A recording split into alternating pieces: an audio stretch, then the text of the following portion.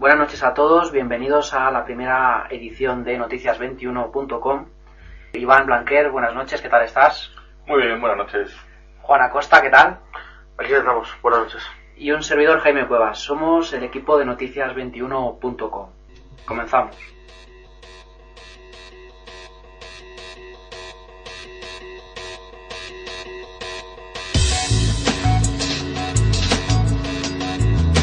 Esta noche vamos a hablar en nuestro apartado de ciencia, vamos a hablar de astronáutica, porque el Discovery acaba de llegar a la estación espacial. Vamos a hablar también de nuevos materiales en relación a un recubrimiento de invisibilidad que se está investigando. Vamos a hablar de medicina, sobre una terapia que acelera la regeneración de la piel. En nuestro apartado de arqueología vamos a hablar de colonialismo egipcio y vamos a comentar también una noticia muy reciente sobre la regeneración del cerebro humano de una persona que ha estado en coma durante 19 años y ha despertado recientemente. En nuestros monográficos pues hablaremos de la máquina Enigma, la máquina de cifrado de la Segunda Guerra Mundial, y nuestra película será El castillo ambulante.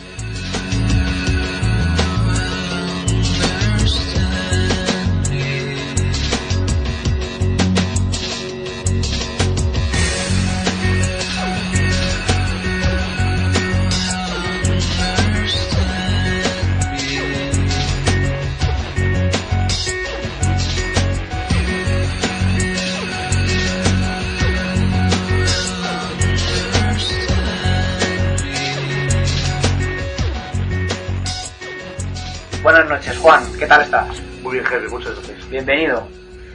Aquí tenemos varias noticias científicas para comentar.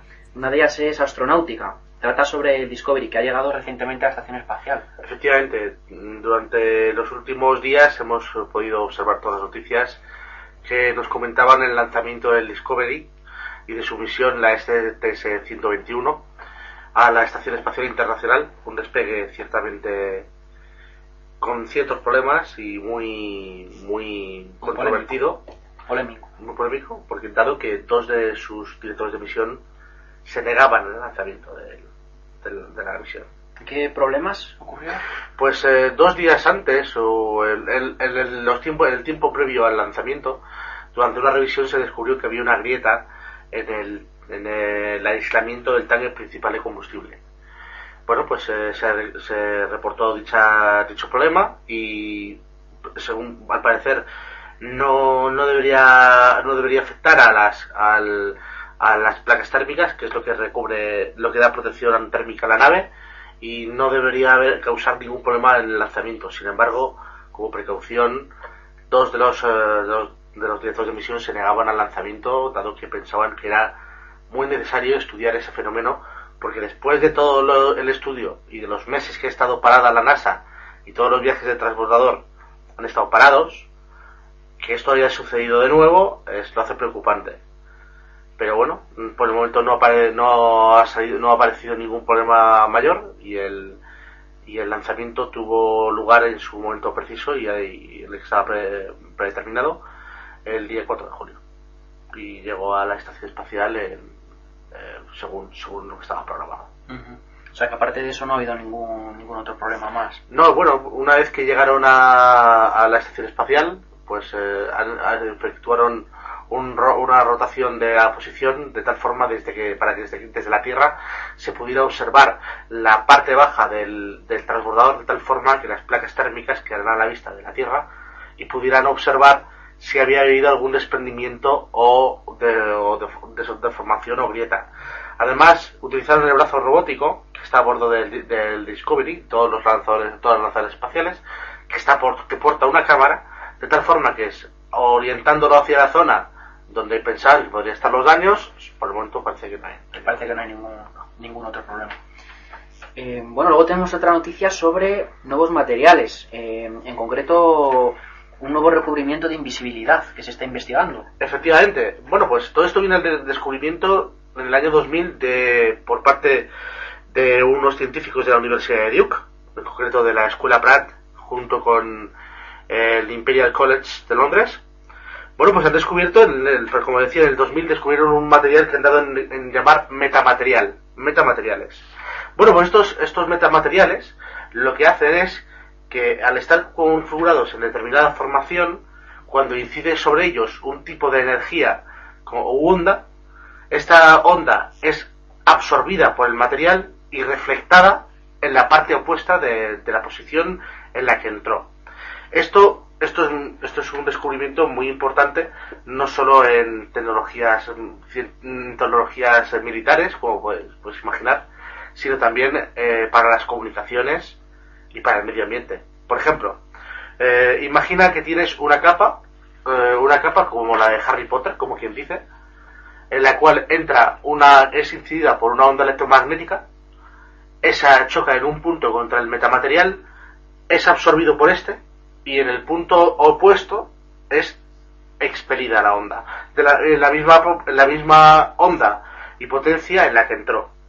Esto es muy importante no solamente para un recubrimiento óptico, por ejemplo, que haría invisible. Imagínate que tienes en el horizonte, justo en la puerta de tu casa, una fábrica de escombros o un vertedero. Bueno, pues se podría tapar con una valla publicitaria, con un metamaterial del tamaño de una valla publicitaria enfrente de tu casa, y tú verías lo que hay detrás del metamaterial, entonces, no lo que hay entre medias. Esto sería entonces, para que nos hagamos una idea, como si, por ejemplo, tuviéramos una pantalla de televisión que proyecta las imágenes de detrás del objetivo, efectivamente. Lo único que se puede hacer en tamaños muy pequeños, desde tamaños muy pequeños a tamaños muy grandes. Y además, no solamente afecta a las ondas electromagnéticas, sino que parece afectar a cualquier tipo de onda o incluso de presión. Por ejemplo, uno de los proyectos más importantes referentes a este tipo de metamaterial es la absorción y expedición de ondas sísmicas. O sea, podríamos estar ante un método para evitar los efectos de los terremotos. Interesante. Luego tenemos otra noticia de medicina, que es sobre la regeneración de la piel, una nueva terapia. Efectivamente. Bueno, pues todo esto ha sido gracias a la doctora Jennifer Crookham de la Universidad de Stanford, de la Facultad de Bioingeniería de la Universidad de Stanford en concreto. Y bueno, pues ella ya tuvo alguna experiencia en la alteración de proteínas que mejoraban el rendimiento clínico a la hora de la curación de los pacientes.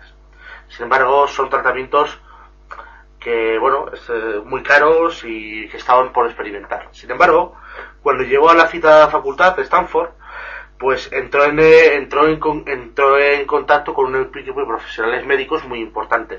Bueno, pues entre todos han descubierto y han desarrollado un factor de curación humano que podría alterar la curación de la epidermis del ser humano. Todo esto está basado en una proteína que se llama factor epidérmico de crecimiento, o EGF por sus siglas en inglés. Esto es una proteína que está presente, por ejemplo, en la saliva humana. Por eso los animales, cuando tienen una herida, se lamen la herida. Por eso tú también, por ejemplo, tienes tendencia a lamerte la sangre de una herida cuando tienes una herida. Eso es un comportamiento genético adquirido. Entonces, esa proteína en el contacto con la epidermis rota, lo que hace es envía una señal al cuerpo humano.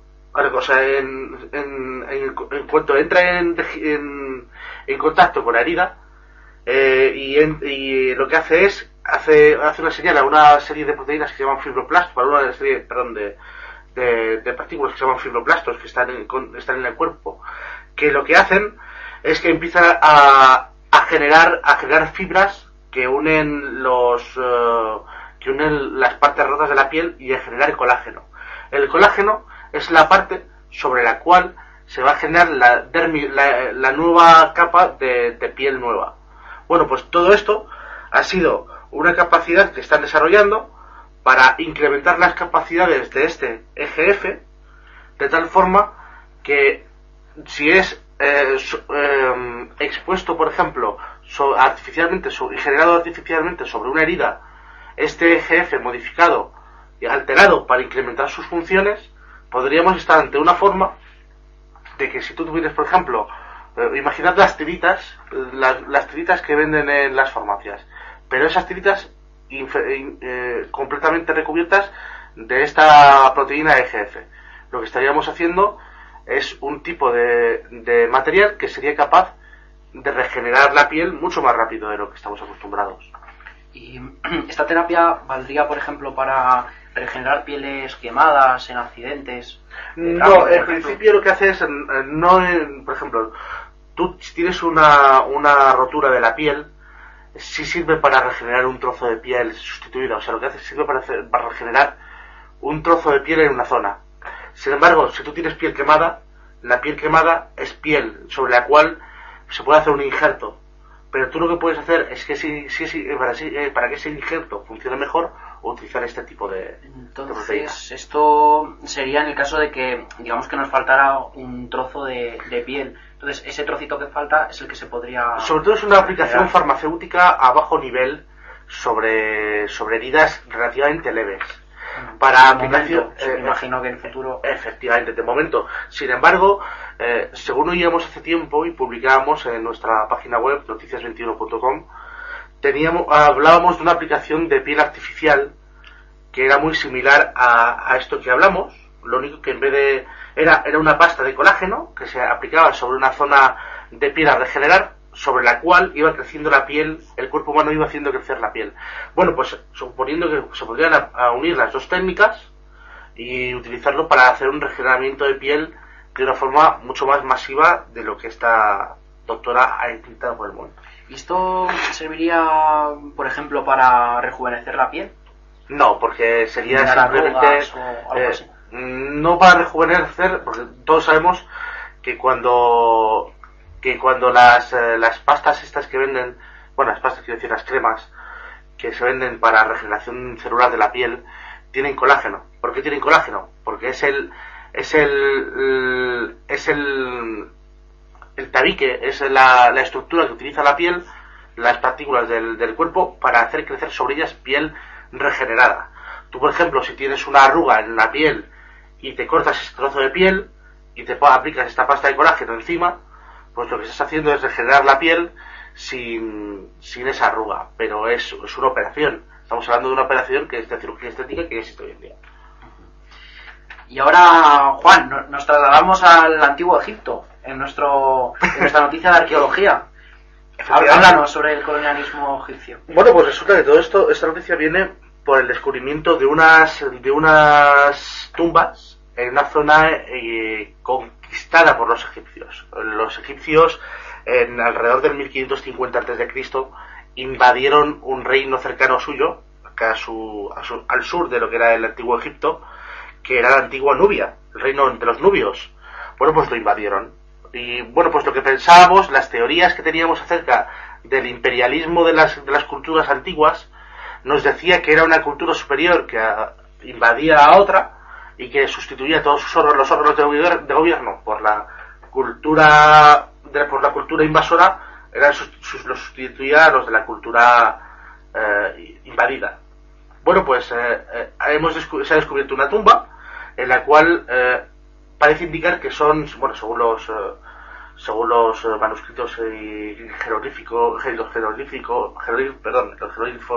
encontrados en la misma tumba, y según las formas de enterramiento, parecen ser que son gente que pertenecía al gobierno de la zona. Bueno, pues lo curioso es que no todos son egipcios.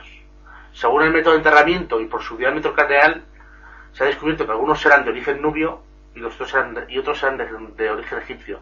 Por ejemplo, los que eran egipcios estaban enterrados, pues según el ritual egipcio, tumbados boca abajo y en una determinada posición, mientras que los nubios estaban estaban colocados de forma fetal sobre una cama o una piel de animal.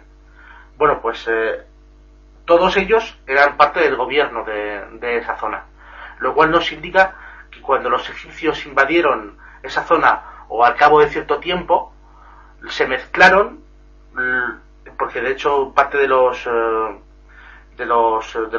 restos de personas parece indicar que son mezcla entre nubios y egipcios. Parece ser que no eran infrecuentes los matrimonios mixtos, y que además llegó un momento en el que, quizá no demasiado tiempo después de la invasión de los nubios, en los que estos participaban de su propio gobierno. Era un gobierno compartido y no un gobierno invadido. Interesante. Pues ahora, si os parece, podemos pasar a comentar una noticia sobre una persona que ha despertado recientemente de un coma. Iván, no sé si... Bueno, me imagino que habrás escuchado algo en las noticias. Si queréis, os puedo comentar un poco por encima cómo es y cómo ha sido la noticia, y la comentamos ahora. Juan, ¿te parece? Por favor. Bueno, pues este caballero se llamaba Terry Wallis y nació... el día de 1984 tuvo un accidente con un compañero suyo. Iban en coche y se precipitaron desde una altura de 8 metros. Su compañero murió y él ha permanecido en coma durante 19 años. Ni se ha movido, ni ha sido capaz de decir nada. Ha estado en estado vegetativo. El caso es que un día fue muy curioso, porque su mujer, que estaba acostumbrada a ir a visitarle frecuentemente, bueno, fue con la madre de este caballero que estaba en coma, y ella siempre hablaba con él, pues como una persona puede estar acostumbrada a hablar con un animal doméstico. Hablas con él, pero sabes que no te va a contestar. Entonces este día su esposa le dijo: mira, que no sabes quién ha venido. Y de repente él cogió y dijo: mamá. Claro, os podéis imaginar cómo se quedó todo el hospital, su señora y su madre. Pues bueno, es que no se puede decir, no se puede ni describir cómo se quedarían. Entonces, a partir de ese día, los científicos han estado como un poco locos, porque no son capaces de dar ninguna explicación a lo que ha pasado, porque por lo visto se han regenerado las conexiones nerviosas del cerebro de esta persona, y eso es imposible. Entonces, pues se habla de mutaciones, o bueno, incluso de un proceso que haya empezado desde hace unos 3 años más o menos, piensan, y que se llama algo así como plasticidad neuronal, que parece así un nombre como muy genérico, como que ni siquiera saben lo que ha pasado. ¿Qué os parece este caso? Bueno, pues es la clara demostración de que sabemos muy poco del cerebro humano, de la capacidad de regeneración que tiene, de cómo funcionan los sistemas neuronales, y de cómo podemos funcionar incluso con medio cerebro. Ha habido personas que por cánceres y tal se les ha extirpado trozos grandes de cerebro, un 40%, y han tenido una vida relativamente normal. Claro, pero es que estamos hablando de regeneración de neuronas. Bueno, en realidad no estamos hablando de regeneración de neuronas. Estamos hablando de regeneración de patrones neuronales. Cuando un niño nace con un cerebro vacío. Cuando digo vacío, no digo vacío de neuronas, digo vacío de patrones neuronales. Estos patrones neuronales son como caminos que se van creando entre las neuronas, conexiones entre neuronas que se están frecuentando más. O sea, todas las neuronas están conectadas. Sin embargo, hay algunas que por desarrollarse más, por crecer más, por utilizarse más, van generando un patrón neuronal. Por ejemplo, uno para el habla, uno para tal conocimiento, otro para tal conocimiento, y así. Lo que estamos hablando es de un hombre que sufrió un traumatismo craneoencefálico tan grande, tan severo, que perdió gran cantidad de conexiones neuronales, tantas como que sus centros nerviosos, todos sus centros motores, todos sus centros cognitivos fueron cortados. Entonces estamos hablando de una persona que ha recuperado sus funciones neuronales con nuevos patrones neuronales. No sabemos si han crecido neuronas, lo cual es imposible. Lo que sí que saben los científicos es que las conexiones entre las neuronas se han regenerado. O sea, que es un proceso físico. Ya no estamos hablando de que se hayan restablecido a lo mejor funciones lógicas o mentales, sino de que es físico. Bueno, pero eso es la medicina. Hay multitud de demostraciones de personas que se han curado de heridas que daban por muertos, o comas profundos que han despertado al cabo de 30 o 40 años incluso. Efectivamente. O porque realmente no sabemos cómo funciona el sistema de coma. Sabemos que el cerebro se apaga, se mantiene en un proceso de stand-by, pero en un momento dado se puede volver a encender sin saber exactamente por qué. Puede ser un tema genético, no lo sabemos. Puede ser un tema simplemente de suerte, o puede no suceder nunca, o ser aleatorio. Sí, de hecho los científicos dicen que no se debe esperar ni por asomo que todas las personas que estén en estado vegetativo puedan Efectivamente. puedan recuperar. No porque haya sucedido un caso significa que vaya a volver a suceder. Ellos, puede ser simplemente un... Ellos, entre comillas, decían que era como ganar la lotería. Efectivamente. Es una suerte. Hace tiempo oí que el coma es un mecanismo de defensa del cuerpo. Lo que hace es que el cuerpo se apaga para todas las conexiones, excepto las conexiones neuronales, las cognitivas, todas las que han afectado al cuerpo, e intenta regenerarse. Solo pero el sistema nervioso involuntario. Respiras, funcionan órganos internos, pero pierdes capacidad de movimiento, capacidad motora total y capacidad de conocimiento. Sin embargo, parece que por detrás el cuerpo, el cerebro, está intentando regenerarse.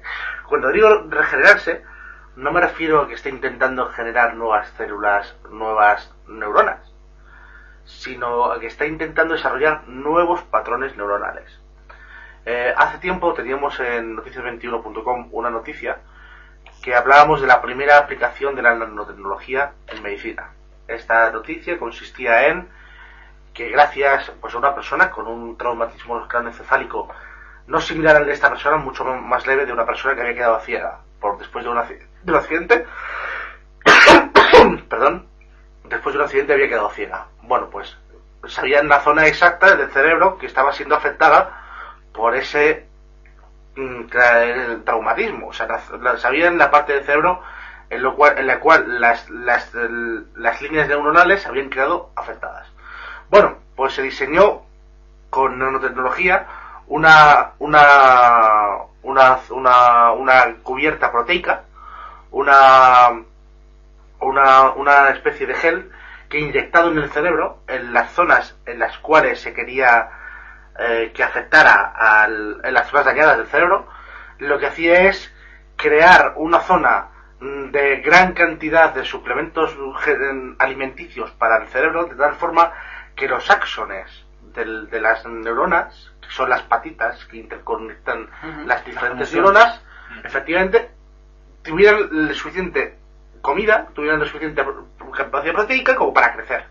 De tal forma que al crecer se interconectaran con otras neuronas, creando nuevas vías neuronales. Bueno, pues se ha demostrado que este es un proceso que ha llegado a permitir que a una persona recuperar hasta un 30% de la visión. Una persona que había quedado ciega de un golpe, recuperar hasta un 30% de la visión.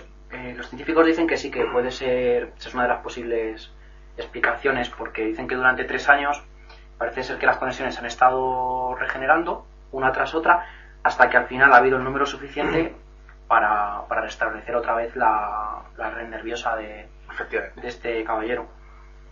Hay también teorías que dicen que hay determinados sujetos que son, no digamos mutantes, porque es una palabra muy fea, pero sí podemos decir que tienen una alteración genética que les permite que algunas de sus neuronas sí tienen capacidad de regeneración. O simplemente que a lo mejor somos los demás los que no tenemos, digamos que como que nos falta esa capacidad de regeneración. Exacto. Digamos que a lo mejor un 1% de la población sí que tiene esa capacidad, y que somos los demás que por defecto a lo mejor no la tenemos. No sería la primera alteración. En el proceso evolutivo se sabe que las neuronas son las células más evolucionadas que tenemos, y han perdido la mayoría de las capacidades de las células normales. Las neuronas de hecho solo pueden establecer contactos sinápticos y uniones, pero no pueden hacer prácticamente nada más, no pueden sintetizar prácticamente nada, pero a lo mejor la capacidad de crecer o de volver a regenerarse, algunas las pueden mantener. Es que quizá a lo largo de la evolución pues realmente sea eso, que la mayoría de la población haya perdido esa capacidad de regeneración, y ha habido un porcentaje que sí que la tenga todavía. Es que, como muy bien dice Iván, las neuronas son la célula más avanzada del cuerpo, más especializada. Entonces, cuanto más tiendes a especializarte, pues tiendes a perder capacidades en pos de una única función. Pero no estamos hablando de que el ser humano tenga que las células que las neuronas del ser humano puedan regenerarse o no. Estamos hablando de que ningún ser vivo con neuronas tiene neuronas capaces de multiplicarse. Todas las neuronas en todos los seres vivos no tienen capacidad de reproducirse. Son neuronas específicas, solo tienen capacidad de transmitir información, de transmitir mediante sus axones, transmitir impulsos eléctricos. Entonces, sin embargo, si sabemos que hay individuos que tienen otro tipo de mutaciones. Hace poco oí hablar de una mutación, porque un conocido nuestro y conocido y amigo nuestro tiene una mutación que hace que su cuerpo genere menos colesterol que el resto de los seres humanos. Resulta que es un tipo bastante común, sin embargo hace que el cuerpo humano, en vez de generar cantidades relativamente peligrosas de colesterol, en su caso las cantidades de colesterol de los cuerpos son menos del mínimo normal. Son individuos privilegiados por un tipo de genética, pero no sería el primer tipo de mutantes de ese tipo que conocemos. Hay otros muchos que tienen otro tipo de cambios en su organismo que les permite otro tipo de capacidades. El hecho de una persona que no tiene, hoy día, que no tiene el muera de juicio, es otro tipo de mutación. Pero bueno, sabremos más en el futuro, supongo. Esto es como personas que han tenido les ha roto la columna o les ha partido el nervio óptico y increíblemente se ha vuelto a regenerar. En teoría no pueden, pero sin embargo hay personas que se han regenerado. Hay gente que se ha pasado 40 años en una silla de ruedas y un día se han puesto de pie. Se ha regenerado el nervio, nadie sabe cómo, no se lo explican, pero sucede. Es decir, un tanto por ciento, evidentemente muy pequeño de la población, debería ser poder capaz de hacer esto. Evidentemente hay un resto genético que no terminamos de conocer, probablemente por los pocos casos que hemos tenido para analizarlos y lo poco comunes que son. Lo que parece ser cierto es que si es un rasgo genético, parece ser un rasgo genético recesivo, porque si no cada día habría más gente capaz de regenerar células y de regenerarse de este tipo. Sin embargo, seguimos viendo unas cantidades mínimas de este tipo de sujetos. Claro, pero es lo que os comentaba yo, que vosotros pensáis que son estas personas que han desarrollado, como bien decís, una mutación, o que es el 99% del resto de la población, que tenemos eso pero no somos capaces de alguna manera desarrollarlo. Yo creo que son mutantes. Yo creo que son... ¿Crees que es un caso puntual que ha pasado? Efectivamente. Pero que los demás no tenemos esa capacidad. Exacto. Ojo, si al final estamos hablando de una fase de crecimiento de los axones, todos tenemos esa capacidad. En mayor o menor medida, como todas las células de nuestro cuerpo. Sin embargo, todos tenemos esa capacidad. Ahora bien, si a esta persona le han crecido neuronas nuevas, estamos hablando de una persona privilegiada en términos de vida. Claro, pero a lo mejor es que nosotros no somos capaces de desarrollar esa regeneración celular. Y quizás esas personas, por a lo mejor el traumatismo del accidente o una manera de sobrevivir, sí que han sido capaces de ponerla en marcha. Yo creo que eso implicaría un cambio genético voluntario. O sea, quiero decir que el cuerpo sería tan sabio que te permitiría que ante determinado tipo de traumatismo, permitir que algunas células que antes no se podían regenerar, ahora sí se puedan regenerar. ¿Quién sabe? Es que el cerebro es fascinante, porque podéis pensar en estos accidentes, a lo mejor del típico camión que se vuelca encima de un niño y la madre, con la desesperación de recuperar y salvar al niño, aparta el camión unos metros o lo levanta para que el niño salga. Pero esos son casos... A mí me parece más interesante los casos, por ejemplo, de cáncer que se han curado cuando realmente la medicina dice que no se podían curar. La mentalidad o el pensamiento positivo, como se quiera llamar, el caso es que el cáncer ha desaparecido de esas personas. Un cáncer de colon, por ejemplo, que no tiene cura hoy en día, se han curado. Nadie sabe cómo, simplemente con la mentalidad o una actitud o el cerebro de esa persona que tiene unas cualidades especiales que lo han podido hacer. Yo es que recuerdo, además, concretamente, ahora que dices de casos de estos de curación de cáncer, que había una señora hace unos años que ella utilizaba la terapia de imaginar, que cogía el cáncer y lo encerraba en una jaula, y le iba encerrando en una jaula cada vez más pequeña, hasta que al final se curó. Es impresionante. El cuerpo humano probablemente tengamos más capacidades de las que nosotros pensamos. Einstein decía que utilizamos un 10% de... Bueno, eso se ha demostrado que no es cierto, pero bueno. Bueno, se decía que él utilizaba un 14%. Supongo que para algunas cosas sí. Pero realmente no sabemos las capacidades que llegamos a tener. No sabemos de lo que somos capaces simplemente porque no hemos necesidad de utilizarlo. Es como un bombeo de adrenalina, la fuerza que nos puede dar es tremendo. Lo que pasa es que no tenemos necesidad de ello normalmente. En una situación de peligro podemos llegar a saltar metros, si es necesario. Es impresionante. Es que es lo que comentábamos al principio. Cuando un niño crece, va desarrollando determinadas vías neurales.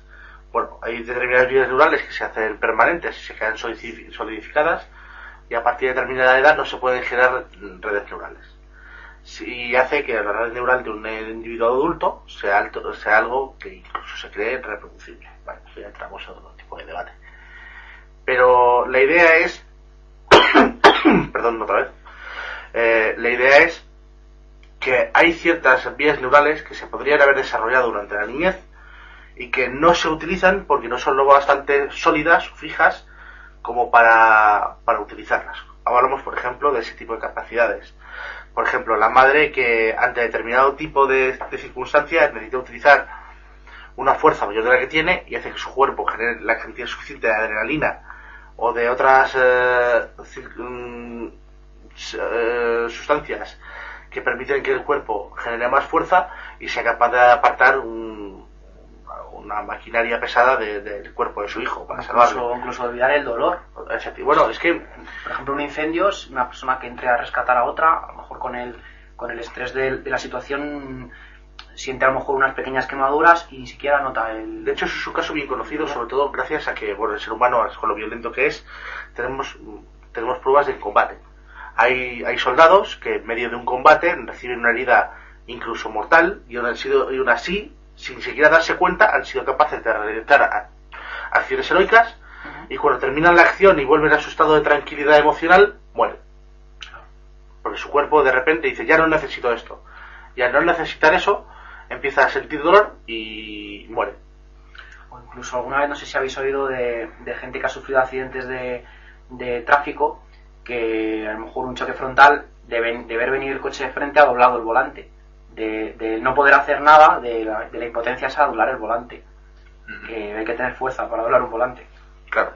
Es impresionante las capacidades del cerebro que no conocemos. Por ejemplo, los niños tienen una increíble capacidad para aprender idiomas, cosa que los adultos ni podemos ni soñar. Eso es por las vías neurales que decía antes. Porque efectivamente van... Y también yo creo que porque tienen menos cosas que pensar, menos preocupaciones también, yo creo. Yo creo que no. Tienen menos estrés también. El cerebro lo tienes más descansado. No es descanso, sino de especialización. Nosotros, según vamos avanzando en edad, nos especializamos y aprendemos a hacer determinadas tareas muy eficientemente, sin embargo nos olvidamos de hacer otras tantas.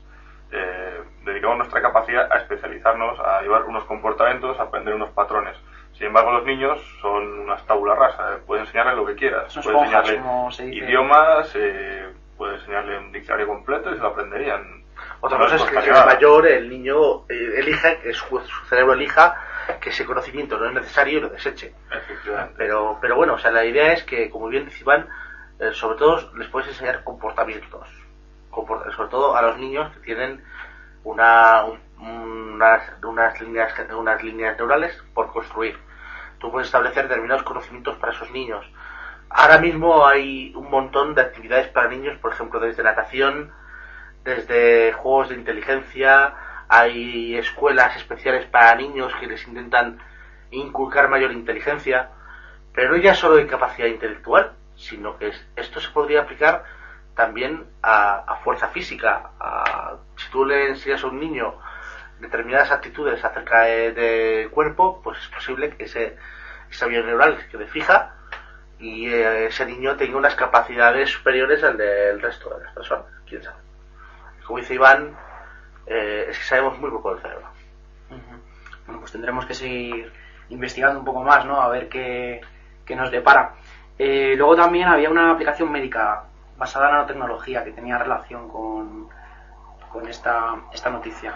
Sí, como bien comentábamos antes, en la primera aplicación de la nanotecnología fue en el caso de una persona que había perdido la visión y gracias a un gel creado con nanotecnología, bueno, no hablamos de nanotecnología, hablamos de una serie en este caso es de un gel que estaba construido con proteínas utilizando nanotecnología. Estábamos hablando de una especie de tela de araña de proteínas, de tal forma que esa tela de arañas formaba un gel y utilizando una inyección normal se le inyectaba al paciente en una zona dañada del cerebro, permitiendo que el paciente, no las neuronas, que era lo que decíamos antes, sino los axones de las neuronas, en este gel relleno de nutrientes, les permitía crecer y establecer nuevas líneas neuronales. Pero sería diferente a lo que hemos estado comentando de regeneración, digamos, espontánea. Aquí habría... No, es que la regeneración de los axones es espontánea. Todos los axones, una vez que tú cortas las líneas neurales, tienden a crecer de forma desorbitada, pero al no tener nutrientes en el cerebro que les permitan crecer sin medida, crecer un poquito o que se mantiene en su tamaño. El proceso viene a ser que si tú colocas las proteínas y las sustancias necesarias para favorecer el crecimiento, al crecer los axones y las líneas se pueden llegar a conectar. Efectivamente. Establecer un medio óptimo para el desarrollo. Es el mismo ejemplo, una simplificación tremenda es poner una cebolla en agua. Las raíces de la cebolla evidentemente van soltando y si pusieras una capa de tierra debajo probablemente crecería la cebolla. Pero en el caso de este caballero que ha despertado del coma, o sea, no se hizo nada, digamos que los médicos no hicieron nada por regenerar esas conexiones. En este caso sí. Lo extraño del caso, que ha sido de forma espontánea. Claro. No, en este caso, lo de nervio óptico sí que ha habido ahí... Es posible que el cerebro de este paciente tuviera al estar en un hospital y estar cuidado por enfermeras y por gente profesional del cerebro, es posible que esta gente le inyectara en su cuerpo determinado tipo de medicamentos que favorecieran el crecimiento de los axones del cerebro. A mí lo que me ha llamado la atención es que han comentado que este proceso de regeneración de las conexiones habría empezado hace más o menos 3 años. ¿Por qué no antes? A lo mejor hasta ese momento no tenía el nivel de nutrientes en el cerebro como para empezar a desarrollar. Ya, pero lo que me llama la atención es que no se han dado cuenta de este proceso. ¿Y por qué se van a dar cuenta? Yo me imagino, o quizás estoy equivocado, que deberían hacer algunas revisiones o algo. Pero es todo lo mismo. No sé. ¿Cómo consigues tú averiguar que las células del cerebro están uniéndose los axones unos a otros? Yo imagino que a lo mejor midiendo la actividad cerebral, igual que saben que tienes una actividad cerebral nula, pues de alguna manera es posible que... Es que eso es yo creo que eso es como un interruptor. Desde un momento es como si van creciendo las redes neuronales. Van creciendo los axones y se van estableciendo nuevas redes neuronales. Y se van creciendo hasta tal punto en que llega un momento en el que hace el interruptor ¡plaf! Y a partir de ese momento sí hay consciencia y sí hay actividad claramente medible en el cerebro. Pero hasta ese momento, hasta que no se produce ese clac, no hay actividad, no es medible. Yo cuando he estado leyendo la noticia, de alguna manera me ha dado la impresión de que quizás el hecho de que fuera la madre a verle y a lo mejor que su esposa le hablara de que estaba su madre ahí, quizá también favoreció. Por supuesto. A lo mejor fue justo lo que dices tú, fue lo que dio al interruptor para... Claro, eso son los médicos y cuando siempre dicen que a la gente en coma hay que hablarles como si estuvieran hablando con una persona normal. Porque, por lo visto, si estimulas los sentidos, hay más actividad en determinadas partes del cerebro que no se sabe por qué, porque realmente no funcionan, pero sí que tienen actividad y aunque no sea consciente, parece que subconscientemente sí que se van funcionando y como un motor que se cala hasta que una arranca. Exacto. Ha cogido funcionamiento y ha empezado a despertar todo lo demás. Lo que estás haciendo es obligarle a un cerebro que no funciona. Quiero decir, el cerebro puede no funcionar, pero tus oídos siguen oyendo y siguen captando sonidos. Es posible que tu cerebro ya no sea capaz de interpretarlos, pero tu cerebro sigue recibiendo impulsos de tu oído y de tu vista. Si le abren los ojos, ese hombre ve, pero su cerebro no sabe que ve. Si le pones algo en la boca, lo saborea, pero no sabe que lo saborea.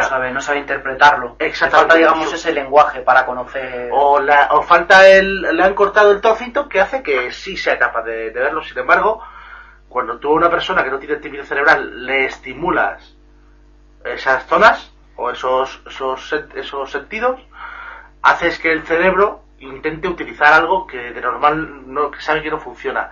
Y a lo mejor es eso lo que hace que esas vías neuronales se regeneren. Pues también los científicos han observado una cosa muy curiosa, y es que, la familia de Terry dice que tiene un comportamiento exactamente igual al que tenía antes de tener el accidente, pero los médicos dicen que están observando como que tiene una memoria a corto plazo muy reducida. Hombre, es que sabemos que la memoria de corto plazo se almacena en determinadas partes del cerebro. Entonces, si la zona dañada es parte de ese cerebro, parte de esa zona, es lógico que tenga menos capacidad de memoria a corto plazo. Quizás ya no, o sea, eso, a lo mejor es que lo que necesita este hombre es un poco más de tiempo para ir, hombre, por supuesto, el digamos, tiempo desoxidando estas funciones mentales que tiene ahora mismo. De todas formas, todo parece indicar que es un proceso que no ha terminado. O sea, quiero decirte... Sí que va a ir a más, quizás. Efectivamente, si esa persona ha sido capaz de desarrollar redes neurales y su sustitución de las anteriores dañadas, es posible que esas redes neuronales continúen creciendo hasta ser capaz de sustituir todo lo que tenía antiguamente. Ahora bien, como te decía, tú puedes sustituir redes neuronales por otras. Ahora bien, hay determinadas zonas del cerebro que se encargan de funciones específicas. Por ejemplo, en la corteza del cerebro se encuentra el lenguaje. Uh-huh. Si tú pierdes parte de la corteza cerebral, aunque sustituyes las neuronas rotas por otras del interior, a lo mejor ya pierdes capacidad de hablar. Claro. Simplemente lo mejor es que esas partes del cerebro están agarrotadas, es decir, si tú a un enfermo en coma no tiene un fisioterapeuta que le mueva articulaciones, se agarrotan y dejan de ser funcionales. Si ha estado 20 años en coma sin tener que utilizar una hemorragia reciente, porque no ha funcionado, pues evidentemente no funcionará igual. Claro, sí, es lo que comentaba yo de que es como si se estuviera desoxidando poco a poco, ¿no? Quizás efectivamente. Este señor. Seguro que leeremos bastante más de esta persona en el futuro. Sí, yo me imagino que ahora los científicos se van a volcar en él para intentar descubrir qué es lo que ha pasado. Bueno, también comentaba Wallis que no recuerda nada de sus 19 años en coma. Sí que recuerda cosas de su vida antes del accidente, pero en el coma no recuerda absolutamente nada. No sé si sabéis vosotros de algún caso de alguna persona que haya salido de coma y recuerde algo durante ese tiempo de coma. Yo creo que no ha habido ningún caso, ¿verdad? Yo creo que es algo bastante normal, porque entiendo que cuando tú estás en coma, una de las funcionalidades que tu cerebro pierde inmediatamente es la de memoria. Sobre todo porque es una funcionalidad secundaria. Es una funcionalidad que a tu cerebro no le sirve para la supervivencia inmediata. Así que lo más probable es que la apague de alguna forma. Claro. Entonces, y se mantenga todos sus esfuerzos en realizar labores como la de captación de sensaciones y sentidos. Es como cuando dormimos, que se supone que los científicos creen que soñamos para relajar y descansar el cerebro. Entonces quizá el coma es como una especie de sueño mucho más profundo que ni siquiera te permite soñar. Es posible. A lo mejor no es que no te permita soñar, sino que... O que no te permite recordar lo que efectivamente, sueñas. Dado que el sueño, sabemos que para empezar a soñar tienes que entrar en la fase REM, es posible que el coma sea un sueño sin fase REM. Es posible. No, es simplificar la idea del coma muchísimo a básicamente un sueño reparador. Claro, por supuesto. Es que ni siquiera saben a ciencia cierta por qué se produce o qué. Hombre, son todo hipótesis más o menos. Sabemos que en algún momento hay un interruptor que se rompe, que se pierde y que no sabemos qué es lo que produce esa rotura, hasta qué punto el cerebro es capaz de seguir funcionando sin caer en coma. Pero está claro que, como dices muy bien, pero por saber tampoco no sabemos ni siquiera por qué tenemos la necesidad de dormir. Porque exacto. Realmente el cerebro tiene que estar apagado X horas al día. Sí, pero se supone casi a ciencia cierta que es para descansar el cerebro. Eso. Porque si os dais, se han hecho experimentos de falta de sueño en personas. Cuando una persona está a lo mejor 4 o 5 días sin dormir absolutamente nada, tu cerebro empieza a generar visiones y hueles a lo mejor aromas que no están en tu ambiente.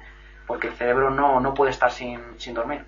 No hay una incidencia del cerebro. Yo también había oído que el cuerpo humano necesita dormir y que los sueños son la causa de este síntoma que voy a comentar ahora, y es que el cerebro necesita reordenar los pensamientos. Para el aprendizaje.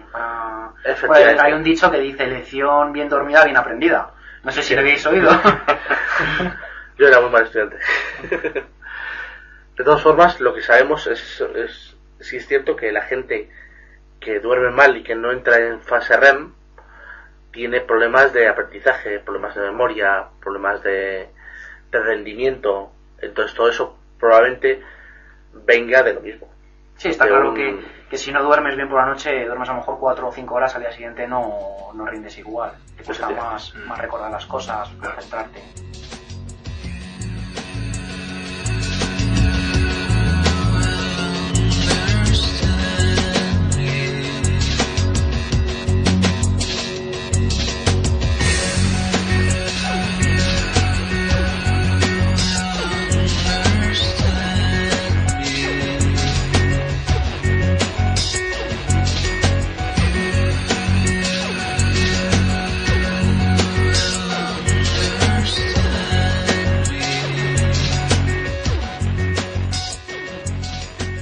A continuación entramos en nuestra sección de monográficos. Iván, nos has preparado un tema, la máquina Enigma. Sí, esta noche vamos a tratar el tema de la máquina Enigma, que es una máquina, la primera máquina de encriptación y cifrado moderna. Es famosa porque fue utilizada por los alemanes durante la Segunda Guerra Mundial. Esta máquina en realidad morfológicamente viene a ser una especie de máquina de escribir que tiene una parte eléctrica y otra parte mecánica. En apariencia es como una máquina de escribir, tiene un teclado, viene una especie de una caja cerrada, ¿no? con unos agujeros donde se meten unos rollos con caracteres. Tiene 3 rollos que son intercambiables entre sí, de forma que según el orden que metas los rollos, pues te cifra de una forma u otra, o se puede intercambiar durante la encriptación, o incluso, todo un montón de combinaciones, que resultaría, sin conocer el orden, es realmente difícil saber cómo podría llegar qué cifrado utilizaría esta máquina. La primera patente de esta máquina es del 1919, es obra del holandés Alexander Koch, llegó a conocimiento alemán, que fue la que ellos utilizaron durante la guerra, porque era prácticamente la más moderna. Hay otras máquinas de encriptación paralelas, pues los británicos, que tienen la Tipex, americanas, o como la Sigaba o la M135C, pero la más famosa probablemente es la máquina de Enigma, porque presentó una de las causas de la victoria aliada de la Segunda Guerra Mundial. Además, que se dice que incluso el descubrimiento del cifrado de la máquina Enigma pudo llegar a cortar la guerra un año. Imaginaos la cantidad de muertes que ahorró este descubrimiento. Los alemanes utilizaban esta máquina para prácticamente la totalidad de todo su sistema militar. De hecho, cuando se descubrió el código, se utilizaba para transmitir el tiempo.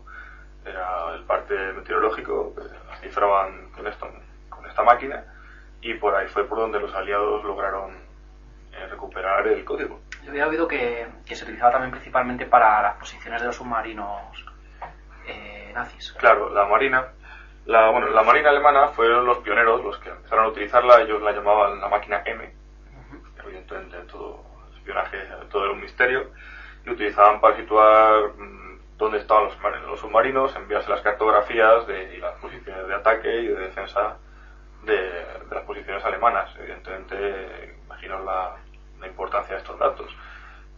Las máquinas eran pocas, las tenían altos mandos, los códigos se transmitían de una forma muy controlada, cambiaban cada día prácticamente, se enviaban nuevos códigos y era un complejo sistema. Ha habido otras versiones comerciales de esta máquina que se han utilizado, como en la Guerra Civil Española o en los italianos durante la Segunda Guerra Mundial, pero la más elaborada y la más compleja fue la alemana.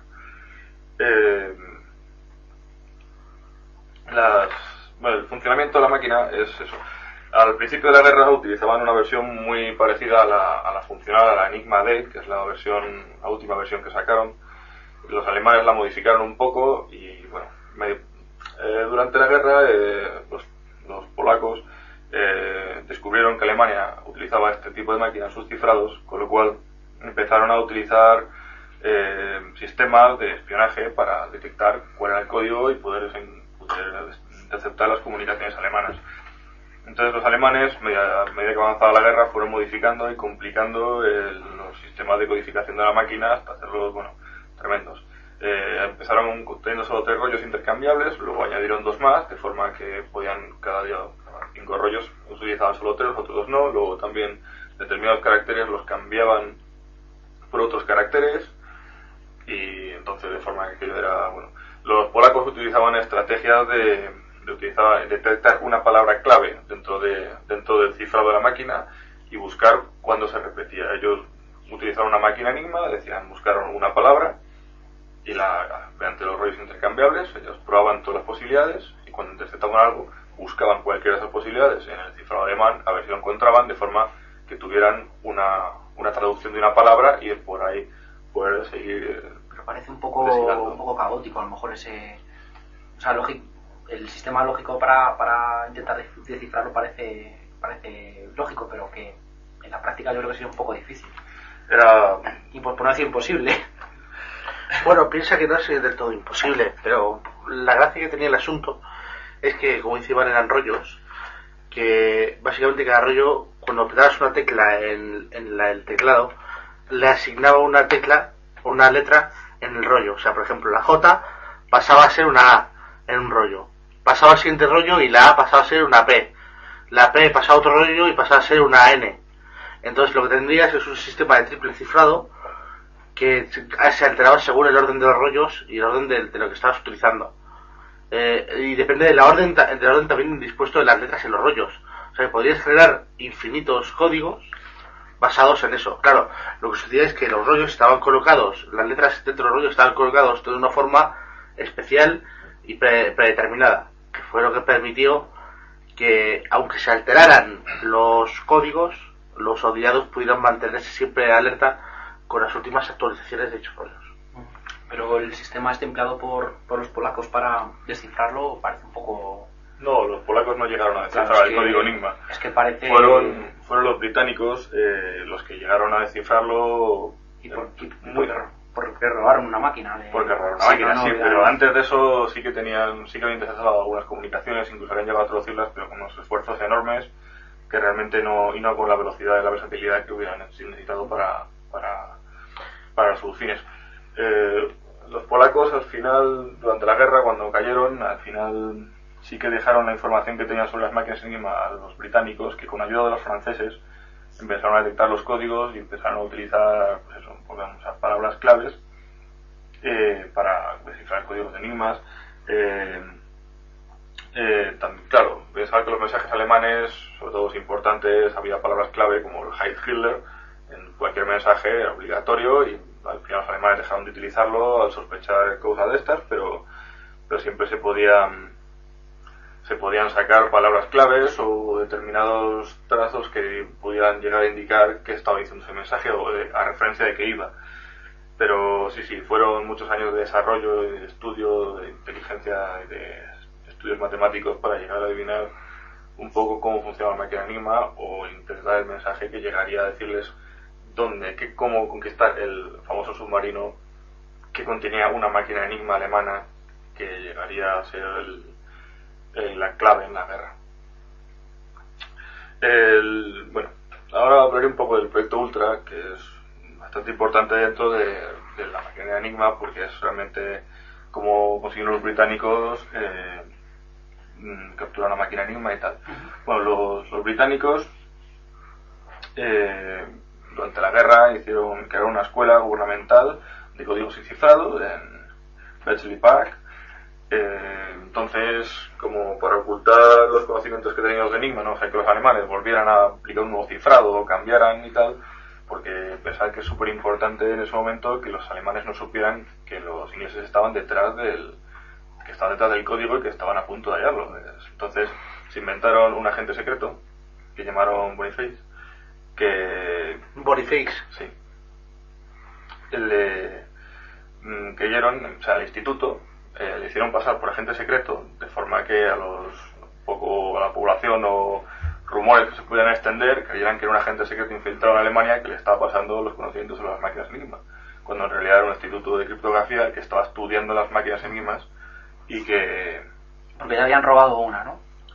O sea, estaban estudiando, ¿quieres decir que estaban estudiando ya sobre una máquina Enigma capturada o todavía estaban investigando? En ese momento los británicos todavía no tenían la máquina Enigma. No tenían la máquina. O sea, estaban intentando descifrarla sin... De hecho, descifraban cosas gracias a, por ejemplo, pues, lo que nos decían de que todos los mensajes se utilizaban con Heil Hitler.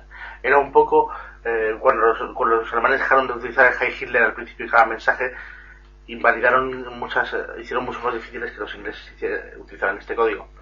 Porque tú piensas que si tú sabes que al principio de cada mensaje es Heil Hitler, y sabes que sé que eso significa Heil Hitler y sé lo que han puesto en su lugar, así que extrapolando letras puedes averiguar qué es lo que pone el resto del mensaje. Puede ser laborioso, puede ser tedioso en una sociedad que no tenía ni ordenadores ni máquinas de cálculos complejas, pero fueron capaces a mano de sacar los valores del resto del mensaje. Claro, pero eso sería hasta que te cambiaran la clave. Efectivamente. Si cambiaran, por ejemplo, las claves todos los días... Sí, pero tú sabías más o menos, una vez que al principio tenían ya un poco idea de cómo funcionaba la máquina Enigma, gracias a esta piedra de Rosetta, que era el Heil Hitler. Heil Hitler traducido en Enigma, significaba esto. Y si lo sabes en varios códigos, puedes extrapolar cómo funciona el resto de los códigos. Es laborioso y te hace falta un instituto entero de gente dedicado únicamente a resolver el problema ese. A lo mejor además te requiere tiempo. Si es un mensaje inmediato de, por ejemplo, dentro de 2 horas atacamos Londres, pues no te va a dar tiempo a traducirlo. Pero sí era cierto que muchas cosas sí las traducían.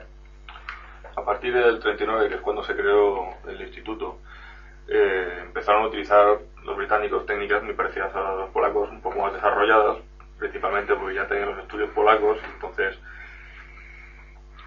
también tenían más medios y había más conocimiento ya del sistema. Incluso en el verano del 1940, descifradores británicos llegaron a descifrar los códigos de la Fuerza Aérea Alemana, que le entregaron a Winston Churchill, que eran los mapas de Inglaterra e Irlanda y por dónde pensaban entrar. Esto es muy característico, porque Winston Churchill fue entonces el primer ministro británico, un papel importantísimo durante la guerra y probablemente una de las claves de la victoria aliada. A pesar de interceptar los códigos de ataque ingleses, o sea, alemanes sobre Inglaterra, no pudo decir nada por miedo de que se descubriera exactamente que los alemanes descubrieran que él sabía los códigos, que podía descifrar.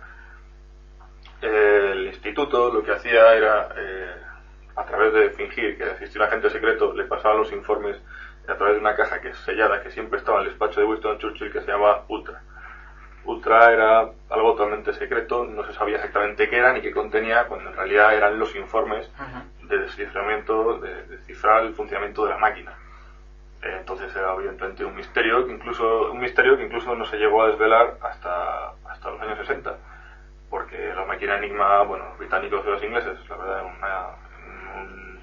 con bastante audacia, se la vendieron a otras potencias extranjeras del Medio Oriente y tal, a España también, por cierto, que se la vendieron sin decirles que sabían descifrar los códigos, y ellos se pensaban que era indescifrable, y pues el espionaje industrial, imaginaos, o sea, el espionaje militar, aquello era Pero ya luego, según se empezaron a crear nuevos métodos de encriptación, ordenadores y desarrollo de combinaciones numéricas, decidieron sacar a la luz porque, ya carecía de importancia. Pero fijaos que estuvieron, 20 años, 15 años, con conocimiento sobre las técnicas militares y encriptaciones de un montón de países a los que le habían vendido la máquina como si fuera la panacea. Es impresionante. Winston Churchill conoció el día anterior al ataque al bombardeo de Londres, que conocía que iban a bombardear Londres, y él era consciente de lo que iba a suceder, y a pesar de eso no pudo decir nada, porque si no hubiera descubierto los alemanes que tenían conocimiento de Enigma, y era más importante estratégicamente eso que un bombardeo en Londres. O sea, imaginaos la importancia de Ulster. Sí, es el caso este famoso de la iglesia donde estaban Coventry. Coventry, donde estaban ocultos, ¿no? Estaban rezando una serie de personas y sabían que iban a bombardear esa zona y Churchill no dijo nada. Churchill, de hecho, visitó la zona y les prometió que las bombas alemanas cada vez más caerían sobre Inglaterra, y el día siguiente fue bombardeado Londres y los alrededores de Londres, Coventry, la localidad de Coventry, destruyendo su famosa catedral, que de hecho, me vais a permitir un pequeño inciso. La catedral fue bombardeada y fue completamente destruida por culpa de una cosa. Justo pocos años antes, la catedral tenía vigas de madera. Sin embargo, el arzobispo de la catedral pensó que eran poco modernas y decidió cambiarlas por vigas metálicas, lo cual hizo que durante el bombardeo, el calor, las vigas metálicas se calentaran, reventaran los muros y la catedral se hundiera sobre sí misma. Mientras que si hubieran caído las bombas encima de las vigas de madera, las vigas se hubieran quemado, pero la estructura habría aguantado y la catedral no se había hundido. Pero si hubieran quemado las vigas, no sé yo si... Sí, hay cálculos que dicen que efectivamente que la catedral hubiera sobrevivido si hubiera mantenido las vigas de madera. Bueno, en 1941 la Real Armada Inglesa capturó un barco meteorológico alemán que contenía una máquina Enigma, los manuales, plantillas y... No sé si habéis oído vosotros que fue en una embajada donde la habían robado. Yo no lo sé si... Bueno, quizás la historia nunca nos diga la verdad, claro, pero lo que sabemos oficialmente... Hay varias versiones. Hay diversas versiones sobre cómo sucedió el robo, incluso, bueno, libros, películas... Sí, la película esta de U-571 era en un submarino donde... Y también eran americanos los que recogen la máquina. Sí. Los americanos hacen el cine y hacen la historia. Bueno, el caso es que consiguieron el libro de códigos, el manual de operaciones y otras informaciones que hablaban sobre el tráfico de la maquinaria Enigma, y que es ahí donde, a partir de ahí donde la balanza se empezó a declinar hacia los aliados. Y realmente la maquinaria Enigma fue una de las claves de la Segunda Guerra Mundial debido a eso, al secretismo, al espionaje y a la importancia estratégica que tenía para los alemanes, principalmente, que basaron su sistema de comunicación y cifrado en esa máquina. Y los ingleses, que estuvieron muy muy hábiles al conseguir descubrir el cifrado, y sobre todo que los alemanes no se dieron cuenta. Yo no he entendido nunca cómo no se pudieron dar cuenta que le robaron una... Yo creo que sí que lo deben de saber. Hasta tal punto... Yo he leído por ahí que sí que lo sabían. Lo que pasa es que cambiar todas las claves de todo era complicadísimo ya. Llevaba muchísimo tiempo. Son teorías. No se puede saber exactamente el que me sabe la inteligencia alemana. Un objeto de esa importancia no te puede desaparecer y que no te enteres. No es que no se desapareciera, sino que los miembros de las tripulaciones, los capitanes de barco y de submarino que llevaban la máquina Enigma, tenían la misión de hundir el barco y destruir la máquina Enigma antes de ser capturados. De hecho, ante la mínima opción de que te capturaran, lo primero que tenían que hacer era destruir la máquina Enigma. Claro, pero en este caso capturaron una. Claro, efectivamente. Entonces, ¿cómo consiguieron que los alemanes se pensaran que la misión del capitán había tenido éxito? Pues fíjense que durante la Segunda Guerra Mundial se debieron capturar cientos de barcos por uno y por otro lado, y nada hizo pensar que los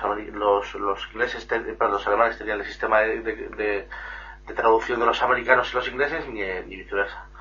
Lo que sucede es que, por ejemplo, en este caso la astucia de Churchill, por ejemplo, en el caso que lo comentábamos antes de Coventry, todo empezó con un bombardeo de Berlín de los aliados. Hitler había prometido al pueblo que nunca permitiría que la madre patria fuera bombardeada por potencia extranjera, y cuando por fin lo fue, destruyendo gran cantidad de fábricas en Berlín, ordenó un ataque masivo sobre Londres, arrasando Londres.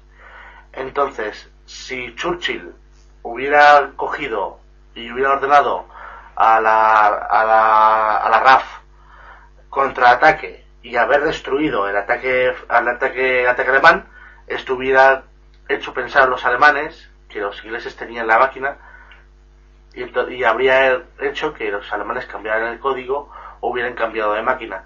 Sin embargo, cosas como esa hacían que los alemanes nunca supieran que tenían hecho. De hecho, por ejemplo, otro ejemplo es que cuando, por ejemplo, en despliegues de tropas que los aliados sabían gracias a Enigma, lo que hacían era enviar siempre un avión de reconocimiento a esa misma zona, asegurarse de que el avión de reconocimiento era detectado por los alemanes y entonces mandarle de vuelta.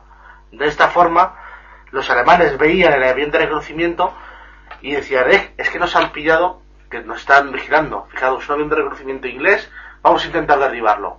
A lo mejor lo derribaban, pero asumían que ya había tenido tiempo de comunicar por radio su posición. Y por lo tanto los ingleses podían atacar de nuevo.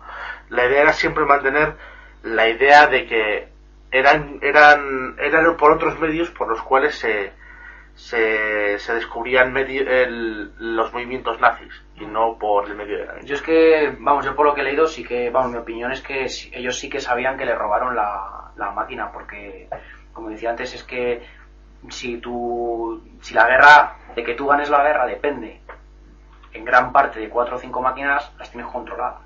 Pero es que no son 4 o 5 máquinas, es que piensa una máquina en cada barco de la armada nazi. Estamos hablando de miles de máquinas. Claro, por eso te digo que lo que yo creo que pasó es lo que se dice es eso, que una vez que capturaron una máquina Enigma, ya era imposible crear otra máquina que no te pudieran descifrar. Yo no dudo que alguien sospechara que los ingleses o los americanos tenían la máquina Enigma, pero dudo mucho que ese conocimiento le llegara jamás a Hitler. Hitler estaba como una cabra. Habría dicho que hay que cambiarla, se cambia. Que tardamos 1000 años, las cambiamos.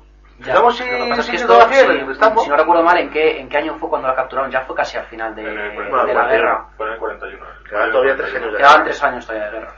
La cuestión es que es razonable que la infraestructura alemana no pudiera cambiar estas máquinas con la facilidad que se pensaba. Con lo cual es posible que supieran que dijeran, bueno, los británicos ya conocen que que usamos esta máquina de encriptación. También es cierto que el código, aunque tengas la máquina, no lo podías saber sin saber la codificación específica. Claro. Porque, es decir, ellos a medida que avanzaba la guerra iban metiendo nuevas trabas, iban añadiendo, cambiando letras aleatorias, o cada día una, o de forma que aunque tuvieran la máquina y los códigos y los informes, si no tenían el código diario, no se podía decir. Claro, fue gracias también a Ultra y a las investigaciones del Instituto de Criptografía que se mantuvieron al día.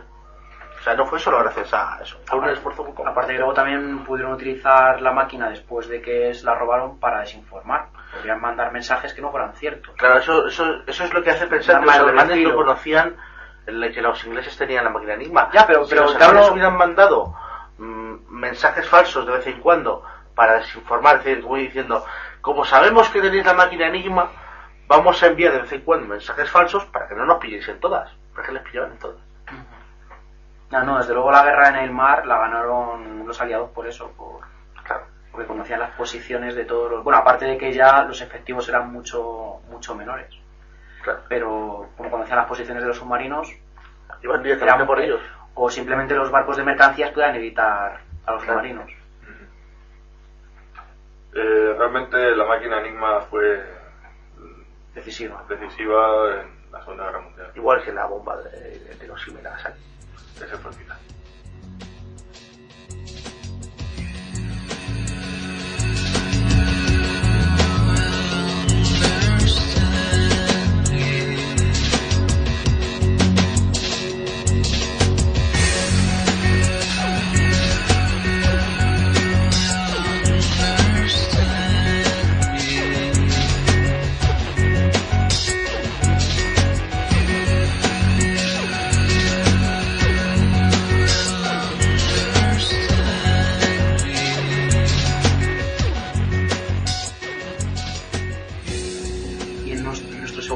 Monográfico, Iván, vamos a hablar del viaje a Chihiro.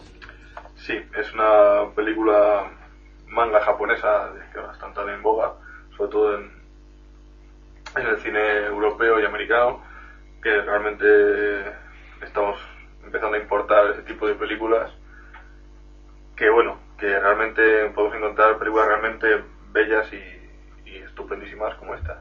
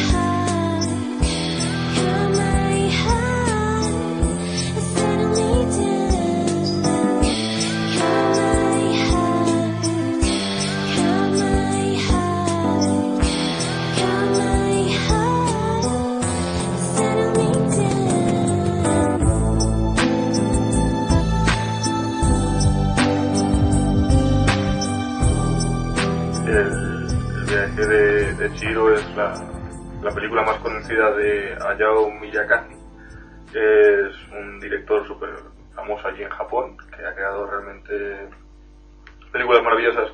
Sobre todo son cuentos populares llevados al cine, pero con un poco... Es el creador de Heidi y Mark, si no sí, recuerdo mal. entre otros. Es un auténtico monstruo de cine, pero realmente no muy conocido en Europa porque debido a la diferencia de culturas, la integración, poco a poco se va desarrollando, pero todavía no es tan amplia como debería.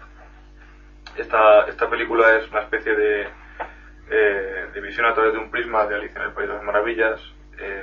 Tiene básicamente el mismo argumento. Es una niña pequeña que a través de una puertecita ha llegado a un mundo totalmente irreal. Una estación, ¿no?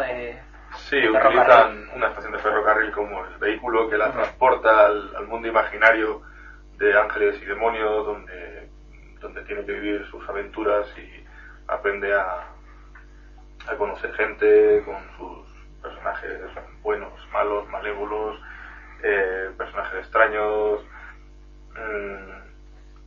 que realmente es ahí donde radica la variedad, porque los personajes nunca son del todo buenos ni del todo malos, ni siquiera la protagonista es siempre del todo buena, o porque siempre tiene una faz un poco oscura o un poco egoísta, ¿no? Digamos. Sí, a lo largo de la película va cambiando esa actitud, porque al principio la película es como la típica niña caprichosa, que los padres se cambian de casa y ella no quiere cambiarse, porque dice que no quiere ir a otro colegio.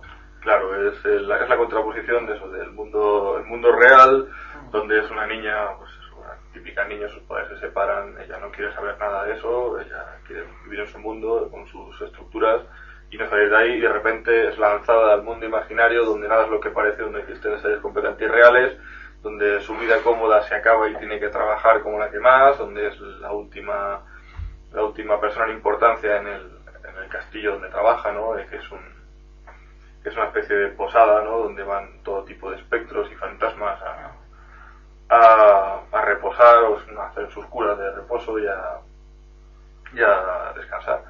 Es un sitio maravilloso donde los personajes tienen su evolución, cada uno tiene su lugar, donde es un lugar fantástico donde una niña puede correr todo tipo de aventuras, enseñándolo determinadas retazos y reflejos sobre filosofía que realmente a lo mejor pueden pasar desapercibidos a ojos de un niño, pero que para un adulto son realmente interesantes de apreciar.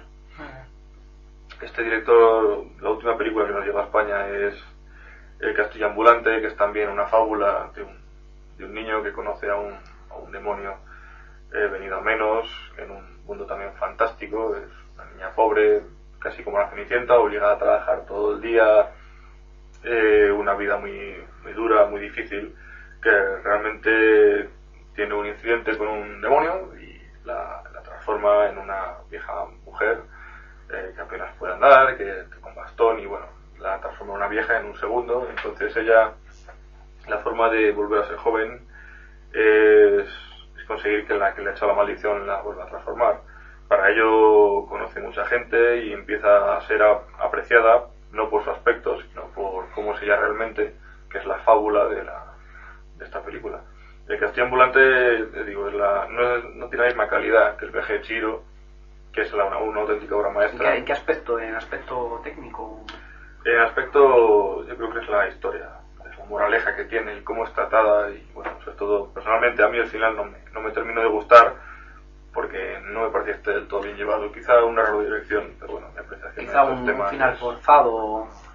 Sí, un final un poco se veía venir y tenía que ser, pero no me parece todo lo bien llevado que podría haber sido. Puede haber sido una película preciosa, pero es cierto que los personajes tienen su cara oscura, su parte buena, su parte mala, y luego el desarrollo de los mundos denota una imaginación increíble. Es una cosa sorprendente.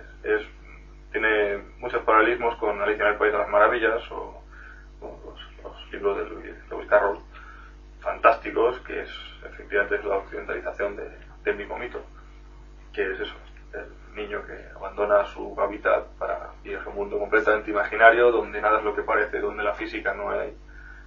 Y Solo me queda recomendar esta película para cualquier tipo de aficionado al cine que le guste el buen cine o ver historias bonitas. Todo tipo de edades, tanto niños como... Sí, para los niños es una fábula preciosa y para los mayores es una lección de cómo es el mundo. A mí me llamó la atención mucho también, aparte del tema este que hemos hablado antes de la irresponsabilidad o poca madurez a lo mejor de esta niña, es el tema de la corrupción que tratan en la película. Pues te das cuenta del fantasma este que para que le hagan caso, como que hace aparecer de la nada dinero y oro, eran pepitas de oro si no recuerdo mal. Sí. Y entonces la gente empezaba como a hacerle caso y a estar con él y solo por eso. Sí, es uno de los matices de la película. Trata con multitud de temas, ¿no? Desde la enemistad entre las familias o la forma de llevar un negocio, las políticas empresariales, podemos incluso decir, ¿no? Hasta cómo el fantasma malo, ¿no? El malo teóricamente de la película. Se hace malo, porque al principio era bueno. Sí, no. Es que los personajes son muy ambiguos. Nunca llegan a ser totalmente malos ni totalmente buenos. En este caso, este personaje, pues, llega siendo una persona amable, que, bueno, al no tener los resultados esperados por él, pues empieza a transformar hasta corromperse, ¿no? Y en medio de corromperse también cómo identificar la maldad con el dinero, sí, ¿no? Con el beneficio económico, con el mercantilismo, ¿no? Que, claro, todas esas son lecciones que la niña va viendo y aprendiendo como... También hay una escena donde aparece un monstruo totalmente horroroso, pestilente, que nadie quiere ayudar, y que la niña esta le ve sufriendo y le ve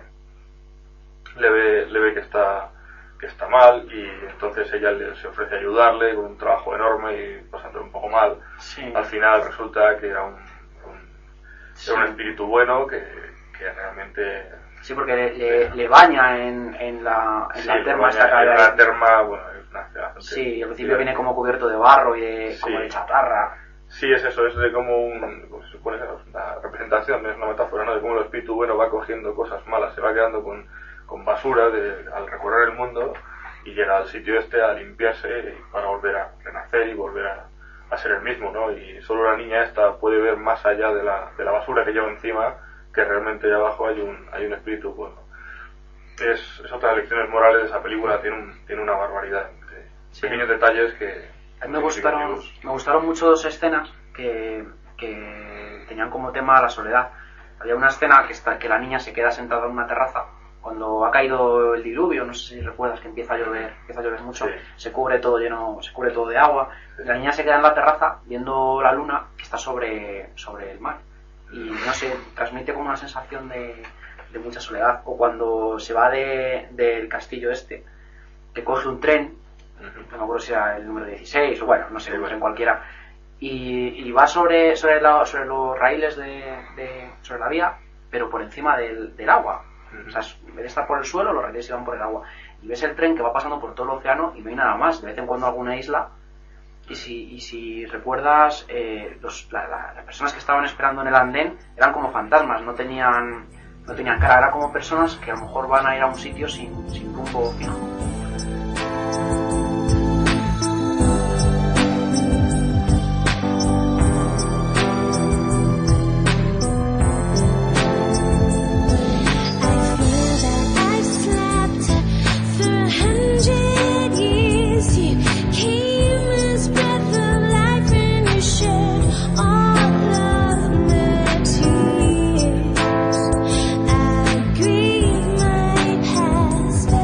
Now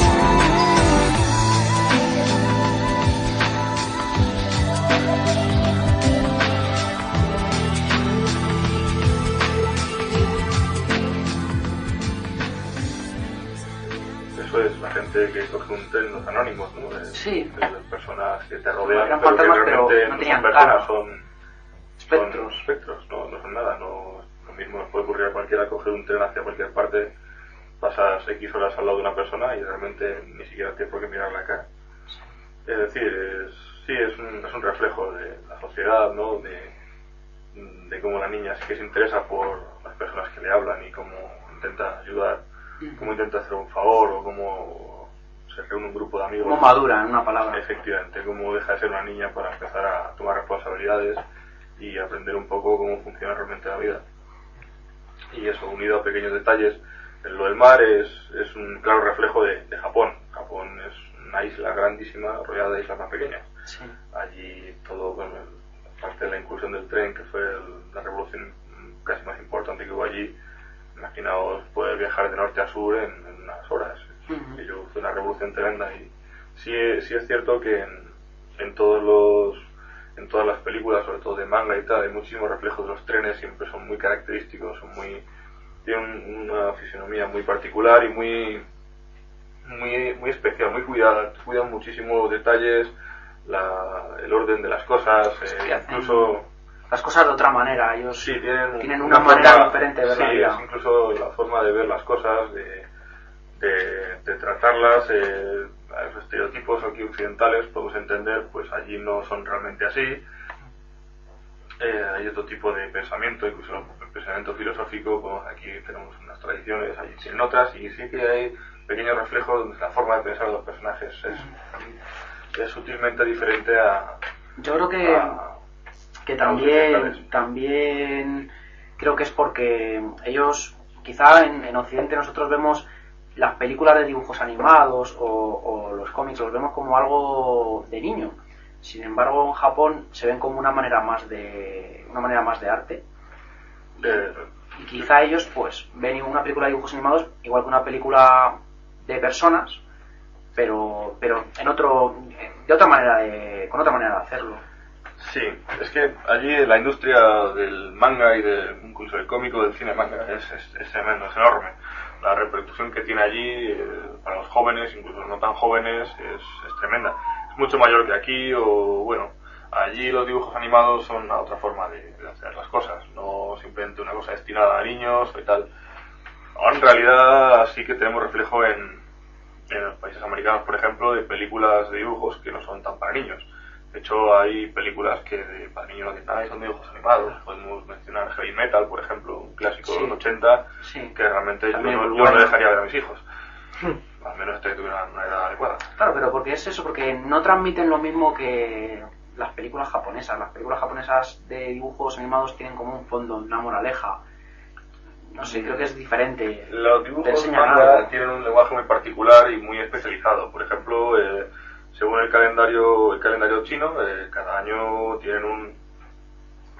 pertenece a un animal, o cada temporada pertenece a un animal, y las películas que se hacen en esa temporada, casi todas las mascotas que aparecen son ese animal. Por eso es muy fácil cuando es una película japonesa, sabiendo el animal que aparece, sabes de qué año se ha hecho. ¿De qué año es? ¿Sabes? Incluso los personajes, las vesturas de los personajes, los detalles que tienen, suelen ser referidos a ese animal o haciendo pequeños cameos con eso. El lenguaje de los mangas es muy muy particular y muy específico. No sé si sabéis vosotros por qué, bueno, os habréis fijado en las películas de mangas japonesas, los personajes tienen rasgos occidentales. No sé si sabéis por qué es eso. Bueno, lo de los mangas es curiosísimo porque ellos realmente es una parodia. O sea, ellos cogieron al estereotipo japonés y realmente lo parodiaron. Se le pusieron pues, los ojos enormes, desorbitados, ¿no? Eso fue... Los rasgos, efectivamente, es una parodia, pero porque realmente los orígenes del manga están en eso, en una parodia, en una caricatura de lo que era la realidad que ha ido evolucionando, transformándose, añadiendo elementos de la sociedad, reflejos, y han ido constituyéndose en un idioma propio. Hay otra razón también para eso, que es que cuando los japoneses perdieron la Segunda Guerra Mundial, se sintieron tan avergonzados que sintieron rechazo hacia ellos mismos y hacia su cultura. Entonces, eso lo expresaron, por ejemplo, las películas de dibujos animados, al no poner rasgos japoneses a los personajes. Una manera de rechazar lo suyo y adoptar todo lo que no era de ellos.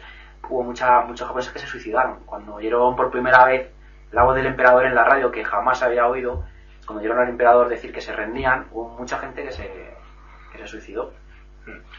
La historia de Japón la historia de Japón es bastante dura, porque ellos han tenido un cambio desde una sociedad medieval alta, básicamente preindustrial, han tenido una revolución industrial rapidísima y sobre todo han tenido la confrontación de culturas occidentales completamente opuestas a su cultura, que no han sabido aceptar del todo. Ha habido muchísimos problemas sociales de aceptación, de cambio de costumbres, de diversos regímenes, bueno, una historia bastante turbulenta y que realmente se refleja en todas estas cosas, ¿no?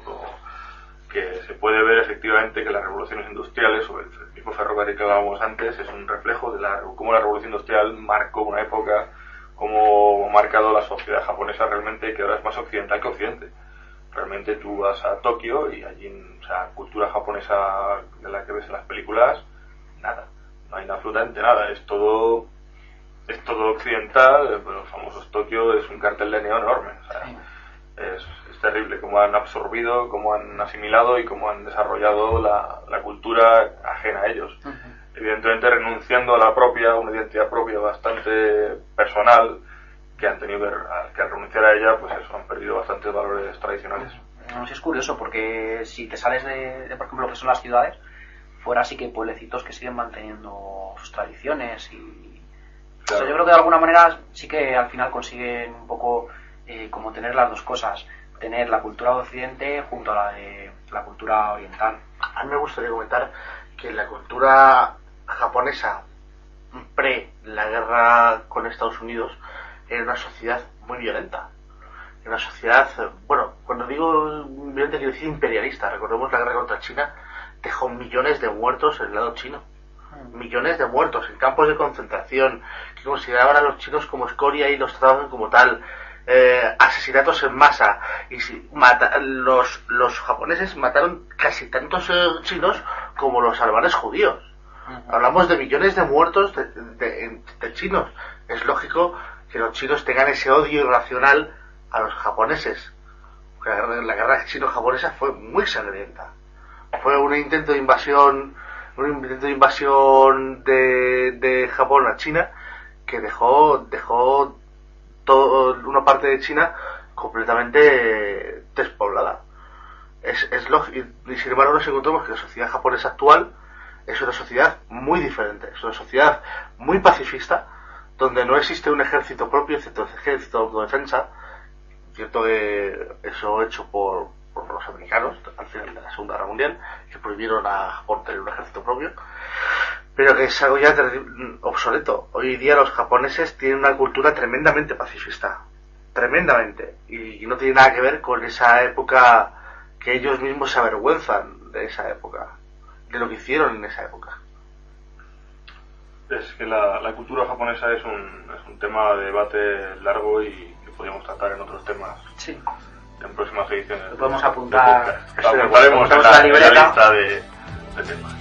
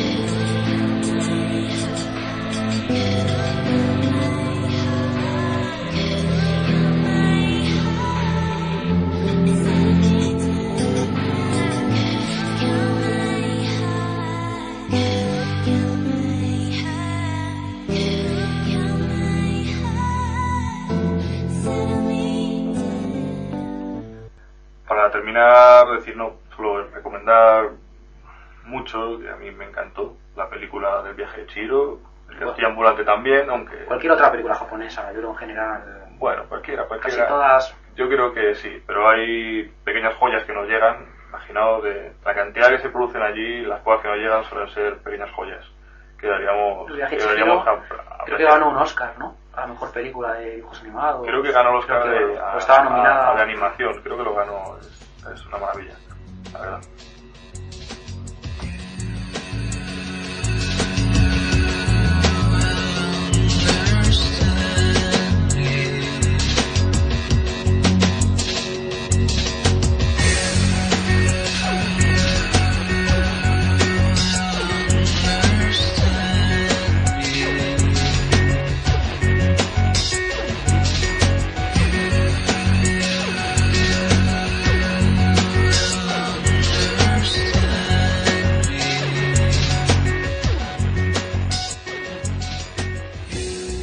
Llegamos al final de nuestro programa.